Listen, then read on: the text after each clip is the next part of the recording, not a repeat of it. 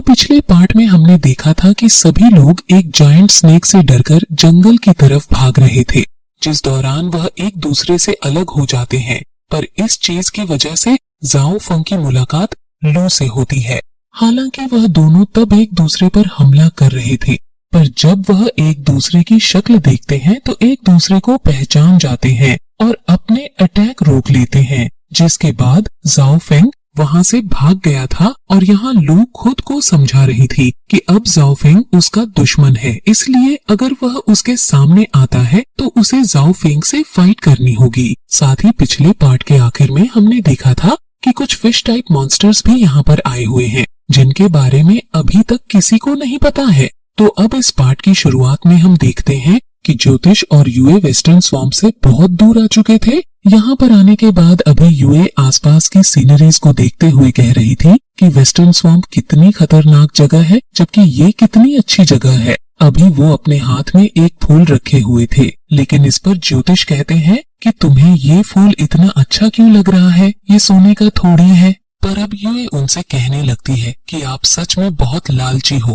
पर इस पर ज्योतिष कहते हैं कि तुम्हें अपने ग्रैंडफादर को लालची नहीं कहना चाहिए। मैं लालची हूँ, लेकिन इतना ज्यादा भी नहीं। वैसे अब तभी यूए की नजर वहाँ ताओ पर जाती है, जो कि इन दोनों का ही पीछा कर रहा था। ज्योतिष भी उसे देखते हैं और यूए से कहने लगते हैं कि ये हमारा पीछा क्यों कर रहा है, जिस पर यूए कहती है कि मैं भी आपसे यही कहने वाली थी। ज्योतिष यूए से कहने लगते हैं कि मुझे इसके इरादे ठीक नहीं लग रहे, पर अब यूए कहती है कि आपको किसी के बारे में भी इस तरह की बातें नहीं करनी चाहिए। पर ज्योतिष उसे समझाते हुए कहते हैं कि ये डीमन सेक्ट का मेंबर है, इसलिए हम इससे और कुछ उम्मीद भी नहीं कर सकते। पर अब यूए कहती है कि नहीं, डीमन सेक्ट के बारे में हमने ऐसा कुछ नहीं सुना कि वो वुमेन्स की रिस्पेक्ट नहीं करते, इसलिए हमें इस चीज की चिंता नहीं करनी चाहिए। अब ज्योतिष और ज्यादा घबरा गए थे। वो कहते हैं कि इसका मतलब ये मुझको लूटने आया है कि ये मेरे पैसे के पीछे है। इस पर यूए कहती है कि हाँ, आपके पास तो ढेर सारे पैसे हैं। पर ज्योतिष उस पर चिल्लाने लगते हैं और कहते हैं तुम्हें ये बात जोर जोर से नहीं चिल्लानी चाहिए। साथ ही यहाँ पर उन्होंने अपना तालिस्मान निकाल लिया था और कहने लगे थे कि हमें अभी इसे यहाँ से भगाना होगा। पर यूए उन्हें समझाती है और कहती है कि नहीं, आप ये अपने मन से सोच रहे हो, मुझे नहीं लगता कि वो इसलिए यहाँ पर आए हैं। साथ ही फिर वो धीरे से ये भी कहती है कि उसके पास जिन का दिया हुआ वो खास वेपन भी है, जिसकी मदद से वो आराम से टाओ को हरा सकती है। तो फिर अगर टाओ ने कोई गड़बड़ करने की कोशिश की तो इस चीज की चिंता करने की जरूरत नहीं है। और वैसे भी मुझे नहीं लगता कि वो कोई बुरे पर्सन है। उन्होंने मुझे बारिश में अपना अम्ब्रेला भी दिया था, लेकिन इस पर ज्योतिष कहने लगते हैं कि इसी से तुम समझ सकती हो कि उसने तुम्हें अम्ब्रेला दिया, लेकिन मुझ जैसे बूढ़े को अम्ब्रेला नहीं दिया, जो कि बारिश में मारा भी जा सकता था। पर यूं ही कहती है कि आप हर बात को बहुत बड़ा चढ़ाकर बताते हो। अब इसके बाद वो वहाँ से जाने लगे थे और ताओ भी उन्हें जाता हुआ देख उनके पीछे चले जाता है। इसके बाद यहाँ से सीन चेंज होता है। हम देखते हैं कि अभी एक और आदमी उसी जंगल की तरफ शायद उसी ट्रेजर की तलाश में बढ़ रहा था। फिर इसके बाद हम जाओ फेंग को देखते हैं, जो कि अभी जंगल में आगे बढ़ रहा है, लेकिन तभी उसे पानी के अंदर कुछ हलचल महसूस होती है। वो वहाँ पेड़ के पीछे छुपकर देखने लगता है कि वो क्या चीज है। उसे जानने मिलता है कि ये वही फिश मॉन्स्टर्स थे। अभी वो फिश मॉन्स्टर किसी चीज को ढूंढने की कोशिश कर रहे थे।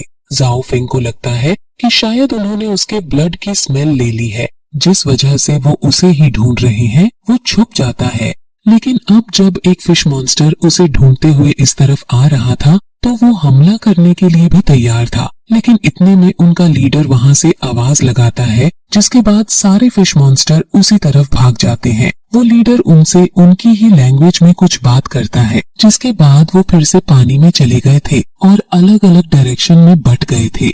जाओ फेंग को समझ नहीं आ रहा था, लेकिन अब उसे डाउट हो चुका था कि शायद ये लोग भी यहाँ उसी ट्रेजर की तलाश में आए हैं, क्योंकि फिश मॉन्स्टर इस जगह पर नहीं रहते। अब इसके बाद सीन फिर से शिफ्ट होता है और हम फैंग, मंक और जिंगयू को देखते हैं।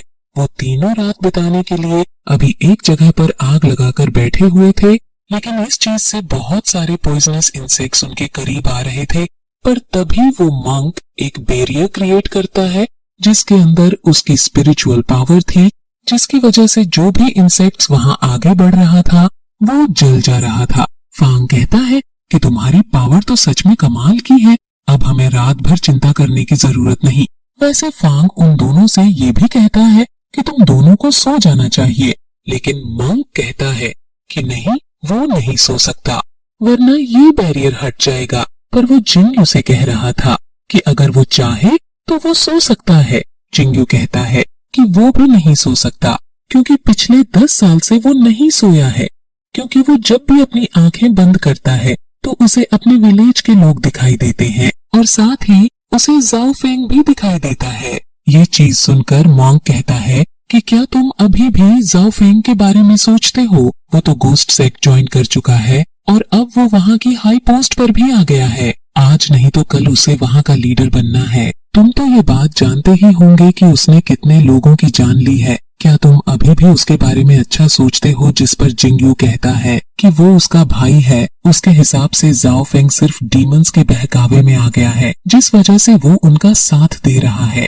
जिंगयू कहता है कि मैं उसे कभी नहीं भूल सकता, वो हमेशा मेरे लिए मेरा भाई बनकर रहेगा। अब इसके बाद हम लू को देखते हैं, जो कि अभी जंगल में आगे बढ़ रही थी। तभी उसे सामने एक मरा हुआ सांप दिखता है। वो देखते ही समझ जाती है कि यहाँ पहले भी और कोई आ चुका था। उसी समय उसे झाड़ियों में कुछ हलचल महसूस होती है और फिर उसे बहुत सारे पॉइजनस इंसेक्ट्स दिखाई देते हैं, जिन्हें देखते हुए वो तुरंत ही हवा में आ गई थी। वो नोटिस करती है कि ये सारे इंसेक्ट्स दूसरी तरफ जा रहे हैं। वो सोचती है कि शायद इस तरफ उसके बाकी दोस्त होंगे।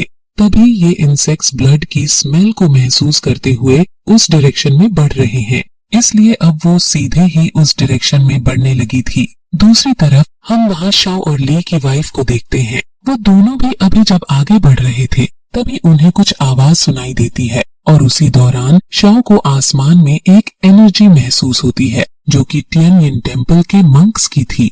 वो समझ जाता है कि शायद वो किसी खतरे में है।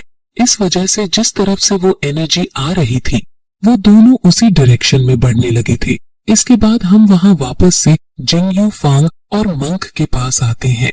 वो तीनों अभी भी उसी बैरियर में बैठे हुए थे, लेकिन उसी दौरान अचानक से उन्हें कुछ आवाज सुनाई देती है और तभी वहाँ पर लाई आ जाता है, जो कि अभी थोड़ा घबराया हुआ लग रहा था। वो बैरियर हटाकर उसके पास आते हैं। लाई कहता है कि वो सभी एक साथ यहाँ पर आ रहे हैं।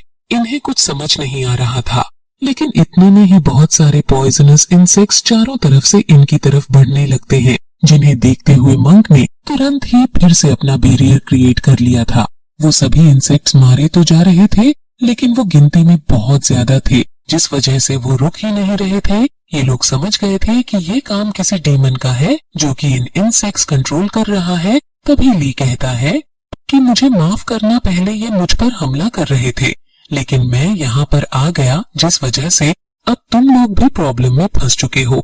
लेकिन तभी इन्हें एक आवाज सुनाई देती है, जो कि वुयन की थी। वो कह रहा था कि देखो, पहले तुमने ही मुझ पर हमला किया था, इस वजह से मैंने तुम पर अटैक किया। पर अब ये लोग कहते हैं कि आखिर तुम हो कौन जो इस तरह से छुपकर हम पर हमला कर रहे हो? अगर दम है तो सामने आओ। जिसके बाद वुयन उनके सामने आ जाता है। वुयन कहता है कि ये मत सोचना कि तुमने मुझे भड़काकर सामने आने पर मजबूर किया है। मैं सामने इसलिए आया क्योंकि मुझे तुमसे कोई खतरा नहीं। वैसे अभी वो लोग हैरान थे। वो कह रहे थे कि ये इतनी कम एज में इतने ज्यादा पॉइजनस इंसेक्ट्स को कंट्रोल कर पा रहा है, ये कोई नॉर्मल बात नहीं है। इस पर वुयन कहता है कि मेरी तारीफ करने के लिए तुम लोगों का शुक्रिया, लेकिन तुम्हें भी मानना पड़ेगा।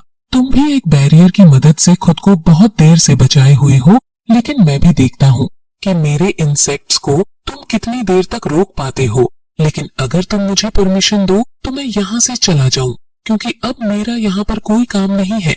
ये सुनते हुए वहाँ मंक कहता है कि इसे इस तरह से नहीं जाने दे सकते, और मुझे नहीं लगता कि मेरा ये बैरियर हमेशा इन इंसेक्ट्स को रोकते रहेगा, और ये इंसेक्ट्स जल्दी नहीं रुकने वाले। इस वजह से हमें कोई प्लान बनाना होगा। ली कहता है कि हाँ, तुम सही कह रहे हो, तो बताओ हमें क्या करना चाहिए। इस पर वो मंक कहता है कि जिंगयू और वो दोनों मिलकर वुयन पर हमला करेंगे, जिस दौरान ली और फेंग दोनों यहाँ से निकल जाएंगे, जिससे कि ये इंसेक्ट्स उनका पीछा करें। अब उन लोगों को ये प्लान बिल्कुल सही लगता है, जिस वजह से वो ऐसा ही करते हैं। उन्होंने वो बैरियर हटा लिया था और वुयन की तरफ हमला करने के लिए बढ़ गए थे। यहाँ पर वुयान भी अपनी फ्लूट निकाल लेता है और उसे बजाकर उन इंसेक्ट्स को कंट्रोल करने लगता है। इसके बाद सीन चेंज होता है और हम उस दूसरे मंक को देखते हैं जिसकी फाइट अभी जिन के साथ हो रही थी। जिन यहाँ पर अपने बहुत सारे क्लोन्स बनाकर हमला करती है, लेकिन वो दूसरा मंक भी सोनिक वेव का इस्तेमाल करते हुए उन सभी क्लोन्स को डिस्ट्रॉय करते जा रहा था। पर जिन की रफ्तार बहुत तेज थी, जिस वजह से वो मंक के बहुत नजदीक आ जाती है। वो उस पर हमला करने ही वाली थी, लेकिन मंक उसे अपने वेपन से रोक लेता है। पर उसी दौरान जिन फिर से अपने बहुत सारे क्लोन्स क्रिएट करती है, लेकिन अब जब वो क्लोन्स उसकी तरफ पड़ रहे थे, उसके पहले ही मंक ने अपने आसपास अपने गोल्डन बेल को समन कर लिया था, जिनसे वो क्लोन्स रुक जाते हैं और जिन भी वहां से दूर रह जाती है। अब जिन और फिर से उस मंक की लड़ाई शुरू हो रही थी, जिस दौरान मंक अपनी स्टिक को आगे कर रहा था, क्योंकि वो जिन की कमजोरी है। लेकिन जिन भी कोशिश कर रही थी कि वो उस स्टिक को खुद से दूर रख सके, लेकिन मंक भी उस स्टिक को पीछे नहीं कर रहा था। इसी वजह से जिन को वहां से पीछे आना पड़ता है और इतनी स्पिरिचुअल पावर से हमला करना पड़ता है, जिसकी वजह से मंक को थोड़ा सा एडवांटेज था। वो आराम से उसकी स्पिरिचुअल पावर को रोक पा रहा था। उसी दौरान फिर से अपने क्लोन्स समन करती है, लेकिन इस बार भी मंक अपनी सोनिक वेव से उन सारे क्लोनेस को रोक देता है। अब यहाँ से सीन चेंज होता है और हम जाओ फेंग को देखते हैं, जो कि अभी जंगल में फिर से आगे बढ़ने लगा था। लेकिन उसी दौरान फिर से उसे एक आवाज सुनाई देती है। ये आवाज असल में यहाँ जिंगयू और उस मंक की फाइट करने की थी, जो कि इस वक्त वुयान से फाइट कर रहे थे। हम वहाँ ली और फैंग को भी देखते हैं, जो कि इस वक्त उन इंसेक्ट्स को हरा रहे हैं। अब यहाँ इस तरफ जब मंक और जिंगयू वहाँ वुयान पर हमला कर रहे थे, तो वुयान वहाँ से थोड़ा दूर हटते जा रहा था, क्योंकि वो दोनों से एक टाइम पर नहीं लड़ सकता। लेकिन फिर भी वो दोनों के ही अटैक को एक एक कर रोक रहा था। अब वो नीचे रुकता है और कहता है कि मैं कितनी बार समझाऊं कि तुम दोनों मिलकर भी मुझे नहीं हरा सकते। इसके बाद अब उसने अपनी तलवार निकाल ली थी, जिससे वो पॉइजनस गैस टाइप के हमले करना शुरू कर देता है। वो यहाँ जिंगयू और मंक दोनों पर ही इस टाइप के अटैक कर रहा था, जिस वजह से उन दोनों को अलग अलग डायरेक्शन में जाकर उनसे बचना पड़ता है। जिंगयू सिर्फ दूर हट रहा था, लेकिन मंक अपने पास से एक एनर्जी बॉल निकालकर अपने सामने एक एनर्जी शील्ड क्रिएट कर लेता है। लेकिन फिर भी वो पॉइजनस एनर्जी अभी भी रुकी नहीं थी और यहाँ पर वुयान कह रहा था कि तुम कितनी भी कोशिश कर लो, लेकिन तुम मेरे अटैक्स नहीं रोक सकते। मेरे पास ऐसे हजारों अटैक्स है। इसके बाद वो अपनी थोड़ी सी पावर को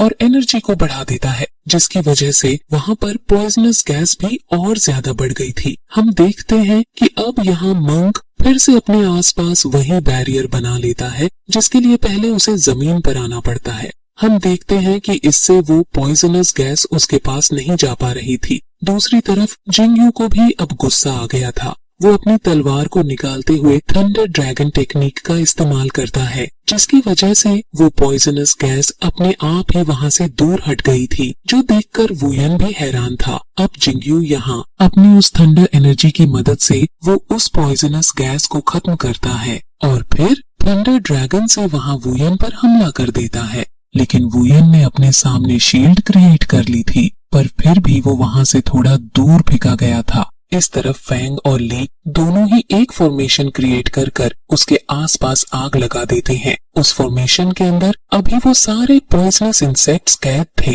जिस वजह से जब वो आगे बढ़ रहे थे तो मारे जा रहे थे। इस तरफ अब हम देखते हैं कि यहाँ मंक आगे बढ़कर अपने उसी बैरियर को वुयान के आसपास क्रिएट कर देता है, जिससे कि वुयान वहाँ से भाग ना सके। लेकिन वुयान ने भी अपनी एनर्जी रिलीज कर उस बैरियर को हटा दिया था और वो भी वहाँ से भागने लगा था। अब हम वापस से यहाँ पर फैंग और ली को देखते हैं, जो कि अपने उसी फॉर्मेशन को एक्टिवेट करते हैं, जिसकी वजह से वहाँ एक फायर टॉर्नेडो क्रिएट हो जाता है, जिसके कारण वो सारे पॉइजनस इंसेक्ट्स खत्म हो चुके थे। इस तरफ जब ये चीज वुयान नोटिस करता है तो वो समझ जाता है कि उसे यहाँ से निकलना होगा, क्योंकि ये चारों मिलकर काम कर रहे हैं। इस वजह से उसका कोई भी अटैक काम नहीं कर पा रहा और अब इंसेक्ट्स भी खत्म हो चुके हैं। इसका मतलब ये चारों अब उसे ही टारगेट बनाएंगे। वो वहाँ से निकल रहा था, लेकिन उसी समय जिंगयू उस पर हमला करता है, पर वो जिंगयू के अटैक को रोककर उसे पीछे हटा देता है और कहता है कि अब हम फिर कभी मिलेंगे। पर जब वो फिर से भागने की कोशिश कर रहा था, उसी समय वहां पर लू आ जाती है और अपनी मल्टी स्पिरिचुअल स्वॉर्ड टेक्निक से उस पर हमला कर देती है। इसके लिए वुयन पहले पीछे मुड़ता है और फिर अपने सामने पॉइजनस गैस की एक शील्ड क्रिएट करता है, पर उसी दौरान जाओ फेंग वहां वुयन के पीछे आ गया था, जहां वो अपनी उस डीमन स्टिक से उस पर हमला कर उसे वहां से दूर फेंक देता है। यहाँ जिंगयू, लू, मंग फांग सभी ने उसे नोटिस कर लिया था। वो उसे देखकर हैरान थे, पर जाओ फेंग इतने में ही वहां से चला जाता है। इस तरफ वुयन सीधा जाकर एक पेड़ से टकराया था, जहां पर वो गुस्से से चिल्लाता है कि जाओ फेंग, मैं तुम्हें छोड़ूंगा नहीं। और इसके बाद वो भी पॉइजनस एनर्जी में कन्वर्ट हो जाता है। अब पता नहीं वो यहाँ पर मारा गया या फिर वो यहाँ से कहीं टेलीपोर्ट हो गया। दूसरी तरफ हम वहाँ लू को देखते हैं, जो कि उसी डायरेक्शन में चली गई थी जिस डायरेक्शन में जाओ फेंग गया है। अब यहाँ जिंगयू भी उसी तरफ जाता है। वो हवा में आ गया था जाओ फेंग को देखने के लिए कि वो कहाँ जा रहा है, पर उसे वो नहीं दिखता। नीचे अचानक से ही ली को अजीब फील होने लगा था। मंक तुरंत ही उसके पास आता है और उसे हील करने की कोशिश करने लगता है, पर इसी के साथ ये पार्ट यहीं पर एंड हो जाता है।